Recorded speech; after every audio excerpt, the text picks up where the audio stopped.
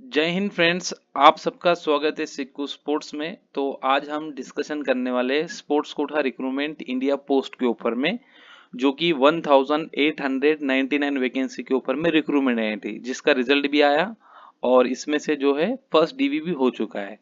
तो अब second DV के लिए क्या प्रोसेस है, कब होगा, कैसे होगा, वैकेंसी कैंसिल तो नहीं हुई, और इसके ऊपर में कितनी याचिका दाखिल की लोगों ने, कितनी आरटीआई लगी, सारा कुछ मैं इस वीडियो में बताऊंगा। तो लास्ट तक बने रहिएगा। और जो व्यूअर्स पहली बार आया हमारे चैनल पे तो चैनल को जरूर सब्सक्राइब करें। ठीक है। तो यहाँ पहला बताता हूँ मैं आपका सेकेंड डीवी का प्रोसेस। तो देखो सेकेंड डीवी के लिए अब आज से, ठीक है, आज जो डेट है आज से आपको कभी भी मैसेज आ सकता है। तो मैं एक फिक्स डेट नहीं बता सकता कि इस डेट में आपको मैसेज आ जाएगा या इस डेट तक आपको मैसेज आएगा, क्योंकि अभी तक तो जो है इन्होंने इलेक्शन कमीशन से जो है ये लिया था, एनओसी ली थी कि भाई आपको कोई इस रिक्रूटमेंट पे कोई आपत्ति तो नहीं है, हम जो प्रोसेस बढ़ाएंगे। तो उनको अभी रिप्लाई आ गया है, तो उनको कोई नो ऑब्जेक्शन है। तो अब ये इन्होंने प्रोसेस चालू कर दिया है। अब यहाँ से जो है आपका सेकेंड डीवी का मैसेज आना स्टार्ट हो जाएगा। अब इसमें क्वेश्चंस ऐसे हैं सबके कि सेकेंड डीवी के लिए मुझे बुलाएंगे या नहीं बुलाएंगे। मैंने फॉर्म 1 अपलोड किया था और मैंने सर्टिफिकेट अपलोड नहीं किया। कोई कोई कह रहा है कि मैंने सर्टिफिकेट अपलोड किया, मैंने फॉर्म 1 अपलोड नहीं किया। कुछ लोग ऐसे कह रहे हैं कि मैंने ओबीसी का कास्ट सर्टिफिकेट स्टेट का लगाया, सेंट्रल का नहीं लगाया। तो क्या मेरा रिजेक्ट होगा नहीं होगा, मैं सारी चीजें बताता हूँ आपको अभी। ठीक है। तो ये वेबसाइट है अपनी ऑफिशियल। ठीक है, यहाँ पर ही आपको सेकेंड डीवी का कुछ ना कुछ मैसेज या जो भी है नोटिस ऐसा ब्लिंक करके जाएगा यहाँ से। तो मैं ग्रुप में पहले मैसेज कर दूंगा जब भी सेकेंड डीवी का कुछ स्टार्ट होता है। तो देखो फॉर्म 1 यहाँ से मिल जाएगा आपको। ठीक है, यहाँ पे form 1, form 2, form 3, form 4, form 5, और यहाँ पे बाकी कास्ट सर्टिफिकेट के फॉर्मेट दिए गए। ठीक है ना। तो यहाँ पे ओबीसी का दिया गया है।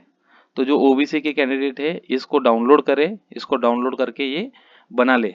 ठीक है, जाकर के आप इस पे स्टैंप, सील और सिग्नेचर जो है आपके स्टेट में जो प्रोसेस बाय जो प्रोसेस होता है उस तरह से बना लेना। यहाँ एससी एसटी का दिया है और यहाँ ईडब्ल्यूएस का दिया है। अब जिन लोगों ने ईडब्ल्यूएस में अप्लाई किया उन लोगों के लिए है, जिन लोगों ने जनरल में अप्लाई किया उनके लिए कोई जाति का ये सर्टिफिकेट की जरूरत नहीं है। जिन लोगों के पास ऑलरेडी कास्ट स्टेट की है तो उन लोगों को भी जो है ये सेंट्रल फॉर्मेट बाद में भी बना के देना ही पड़ेगा। तो इससे अच्छा है कि आज से आप इस पे तैयारी में लग जाओ, ताकि आपको एक मौका भी मिले कि आपके पास है तो आप शो कर सकते हो उनको सेकंड डीवी में। फर्स्ट डीवी में तो काफी प्लेयर्स को डरा दिया गया कि ऐसा ऐसा है, आप रिजेक्ट हो जाओगे, ऐसा है। तो ऐसा कुछ नहीं है, जो भी आपको डिवीजन मिलेगा या जो भी सर्कल है आपका, तो वो आपको एक चांस दे सकता है कि अगर आपके पास अभी भी है तो आप शो कर सकते हो। हाँ, जिन लोगों ने फॉर्म 1 अपलोड नहीं किया उनके लिए थोड़ी बहुत दिक्कत हो सकती है। पता नहीं, अब रिक्रूटमेंट ऑफिसर है उन्होंने बोल दिया होगा कि चलो जिन लोगों ने स्पोर्ट्स सर्टिफिकेट भी अपलोड किया है तो उनका फॉर्म 1 आप सेकेंड डीवी में चेक कर लेना, अगर है तो उनको एक्सेप्ट करो, नहीं है तो फिर उनको तो रिजेक्ट करना ही पड़ेगा। ऐसा है। तो ये चीजें हो सकती है, तो मैं कंफर्म नहीं बता रहा हूँ आपको कि फॉर्म 1 जिन्होंने अपलोड नहीं किया उनको मैसेज आएगा या नहीं आएगा। आ गया तो बहुत अच्छी बात है, नहीं आया तो वो तो फिर आपकी गलती थी, इसकी वजह से नहीं आएगा। ठीक है ना। तो ये क्वेश्चंस के मैंने आंसर दिए। अब बात आती है जिन लोगों ने इसके ऊपर केस कर रखे हैं। तो केस कैसे कर रखे हैं, जैसे कुछ प्लेयर्स ऐसे हैं जिन्होंने 10 इंटरनेशनल गोल्ड है तो उनका सिलेक्शन क्यों नहीं हुआ, है ना। तो वो प्रॉब्लम क्या होती है, देखो आपके पास अगर 10 मेडल है और कोई इंटरनेशनल पार्टिसिपेशन लगाता है तो फर्स्ट प्रेफरेंस इंटरनेशनल पार्टिसिपेशन को मिलेगा। और जो लड़का 3 इंटरनेशनल पार्टिसिपेशन खेला है और जिसके पास ब्रॉन्ज मेडल है इंटरनेशनल में, तो उसको फर्स्ट प्रेफरेंस मिलेगा क्योंकि हाईएस्ट अचीवमेंट उसकी है। और जिन लोगों के पास 5 ब्रॉन्ज मेडल है तो सिल्वर वालों को उठाएंगे पहले, एक सिल्वर वाले को। अगर जिनके पास 10 सिल्वर है और एक गोल्ड है एक बंदे के पास, तो जो एक गोल्ड वाला है उसको लेंगे। तो ये प्रोसेस होता है।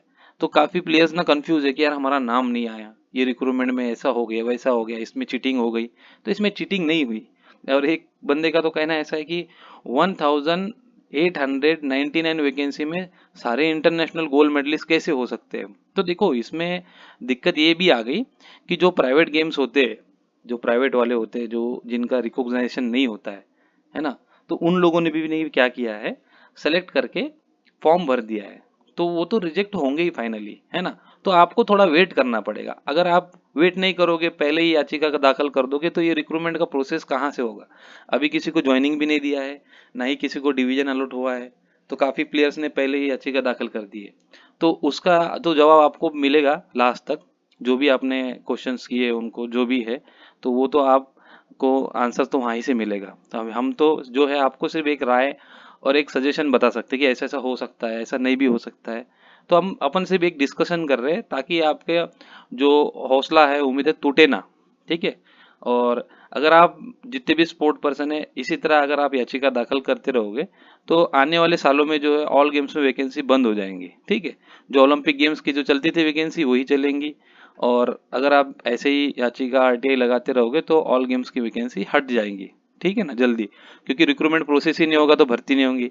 अब ये स्पोर्ट कोटा से भर्ती नहीं हुई तो जो वैकेंसी बचती है वो फिर एग्जाम के थ्रू भर देते हैं वो, क्योंकि उनको भी एम्प्लॉयज चाहिए होते काम करने के लिए, है ना। तो इसलिए आप ऐसी चीजें ना करें, वेट करें, आपके सीनियर से गाइडेंस ले कि क्या हुआ इसमें क्या नहीं हुआ। और मैं चैनल पे बार बार हर एक चीज के लिए छोटी छोटी वीडियोस डालता हूँ कि इस तरह से ऐसा होता है, इस तरह से ऐसा होता है। तो थोड़ा समय निकाल के एक बार वीडियो देख लीजिए करें फॉर्म भरने से पहले, ताकि आपको जो भी रिजेक्शन ना आए, है ना। और जो भी प्लेयर लगा भी होगा आपके गेम का तो वो सीनियर प्लेयर लगा ही होगा, जिसने अच्छा अचीवमेंट है वो उसको लिया ही होगा। और इस रिक्रूटमेंट में हर गेम के प्लेयर्स है, हर स्पोर्ट पर्सन के जो है प्लेयर्स इसमें लगे हैं। खाली कुछ प्राइवेट फेडरेशन के है वो तो बाद में हट जाएंगे। अब पता नहीं ये सेकेंड लिस्ट लगाते हैं या नहीं लगाते, या जो वैकेंसी बचती है उसके लिए सेकेंड रिक्रूटमेंट आता है ना। आप लोगों का कहना है कि ज्वाइनिंग कब तक आएगा, देखो पहले तो सेकंड डीवी होगा, सेकंड डीवी में आपको डिवीजन भी मिल सकता है। फिर डिवीजन पे डिपेंड करता है आपके डिवीजन पे कि वो कितने फास्ट आपका रिक्रूटमेंट प्रोसेस मतलब डॉक्यूमेंट वेरिफिकेशन कराता है। यानी कि जैसे 10th 12th पुलिस वेरिफिकेशन, फिर आपकी फॉर्म 1 की वेरिफिकेशन, स्पोर्ट्स सर्टिफिकेट की वेरिफिकेशन, ये कितने जल्दी कराता है वो आपके डिवीजन पे निर्भर करता है। ठीक है ना। अब यहाँ से सेकेंड डीवी देगा तो फिर वो आपके सर्कल पे डिपेंड होगा कि आपको वो ज्वाइनिंग कितने जल्दी दे सकते हैं। ठीक।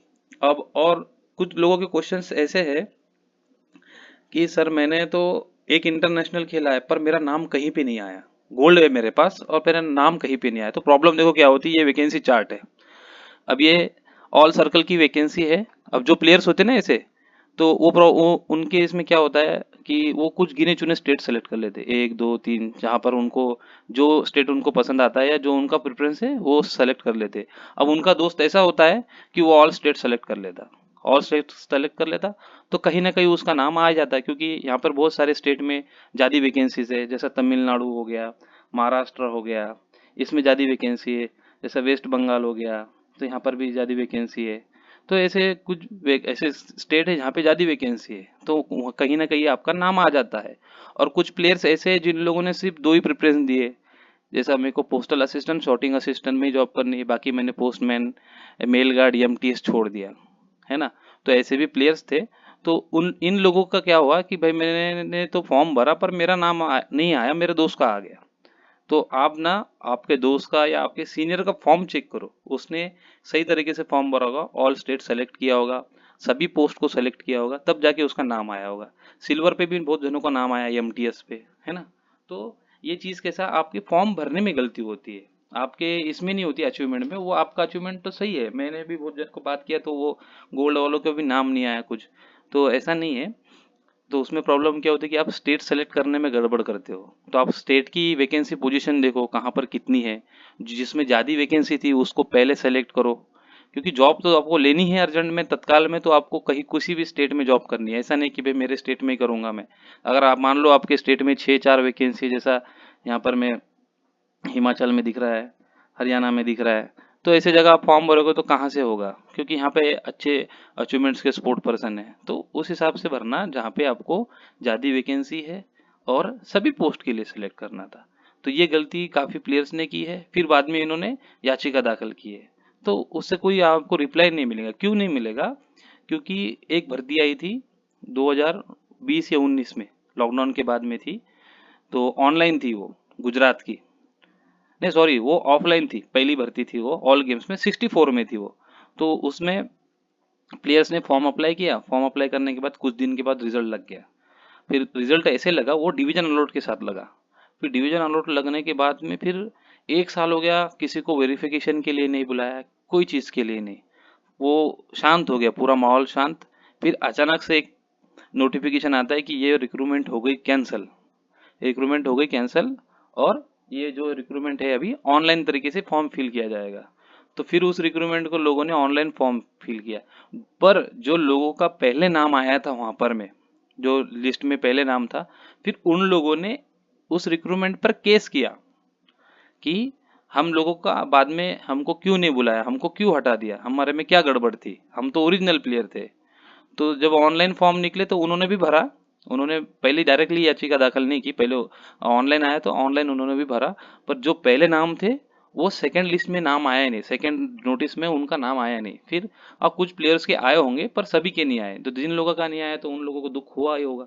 तो फिर उन लोगों ने जो ऑनलाइन रिजल्ट आया था उसके ऊपर में केस किया। केस करने के बाद अब वो काफी दिन चलता है, वो काफी दिन चलने के बाद उनको पता चला कि भाई, मतलब जो पोस्टल के हाथ में ही होता है सबको, ये रिक्रूटमेंट का राइट जो है कैंसिल करना, किसको रखना किसको नहीं रखना, वो पोस्टल डिपार्टमेंट के ही हाथ में होता है। तो वो फाइनली वो केस हार गए। हालांकि उनका उस रिक्रूटमेंट पर पूरा हक था, क्योंकि उनका नाम आ चुका था, नाम अलाउंस हो गए थे। अब इस रिक्रूटमेंट पे ऐसे लोगों ने याचिका दाखिल की जिनका कहीं पे नाम है भी नहीं, सिर्फ वो जिन लोगों ने सिर्फ फॉर्म फिल किया है अभी, तो ऐसे लोगों ने याचिका दाखिल की है। तो मान लो अगर आपका नाम आता है और आपका भी रिक्रूटमेंट प्रोसेस में कुछ होता नहीं है आगे में, जैसा सिलेक्शन डिवीजन अलॉट होने के बाद में ये रिक्रूटमेंट कैंसिल होती है, तो वैसे बिहाफ पर आप कुछ याचिका दाखिल करने पे तो थोड़ा कुछ आपको रिस्पांस मिल सकता है। ऐसा नहीं बोलूंगा 100% मिलेगा, मिल सकता है, ये चीजें हैं। तो आप ये चीजों पे ध्यान रख के नेक्स्ट टाइम से ऐसे याचिका दाखिल करें, नहीं तो क्या है, आपका समय भी वेस्ट होगा, पैसा भी वेस्ट होगा, और आपके गेम के जो सीनियर प्लेयर्स है या आपसे जो छोटे प्लेयर्स लगे हैं, आपका तो नहीं हुआ पर आपके गेम का जो प्लेयर लगा है, आप उसका भी करियर खराब कर रहे हो। यानी आपका तो नहीं हुआ पर जो आपके गेम का लगा है उसका भी नहीं होने दोगे। तो वो तो नेक्स्ट ईयर या आने वाले साल में वो लगने ही वाला है, क्योंकि उसको सही तरीका पता चल गया रिक्रूटमेंट में फॉर्म कैसे भरना है, क्या भरना है। पर आपकी जो गलती हुई आप वो बार बार करोगे, तो इसलिए आप गलती सुधारने की कोशिश करिए। कोई अच्छे एक्सपर्ट से आप बात करिए जिनको फॉर्म भरने का तरीका पता है, जिनको स्पोर्ट्स की नॉलेज अच्छी है, जिनको ऐसा नहीं करे कि हमको ही फॉलो करो, आपको जो पसंद आता है आप उसको फॉलो करो, उनसे पूछो। जो कोचेस हैं आपके उनसे गाइडेंस लो, या जो भी स्टेट सेक्रेटरीज है, डिस्ट्रिक्ट सेक्रेटरीज है, या आपके स्टेट कोचेस है, उनसे राय लो, उनसे थोड़ा डिस्कशन करो, तब जाके आप कोई अच्छी जॉब पाओगे, है ना। क्योंकि जो याचिका दाखिल करते हैं वो मिनिस्ट्री से, जिनका ओलंपिक गेम नहीं है वो लोग याचिका दाखिल कर, जो ओलंपिक गेम वाले हैं, उनके लिए तो बहुत सारे रास्ते खुले। जिन लोगों का सिर्फ मिनिस्ट्री से अप्रूवल गेम है, तो वो लोग कैसे, अपने लिए एक ही ऑप्शन है जो ऑल गेम्स में वैकेंसी आती है। तो इस चीज पे आप थोड़ा ध्यान रखिए, नेक्स्ट टाइम से जब भी फॉर्म भरोगे तो सही तरीके से फॉर्म भरना, ठीक है। कुछ भी अगर आपकी क्वेरी है तो कमेंट सेक्शन में आप कमेंट कर सकते हो, और वीडियो पसंद आए तो वीडियो को लाइक करें, अपने दोस्तों के साथ इस वीडियो को शेयर जरूर करें। Thank you for watching my video, मिलूंगा मैं आपको एक नए वीडियो के साथ में। Thank you.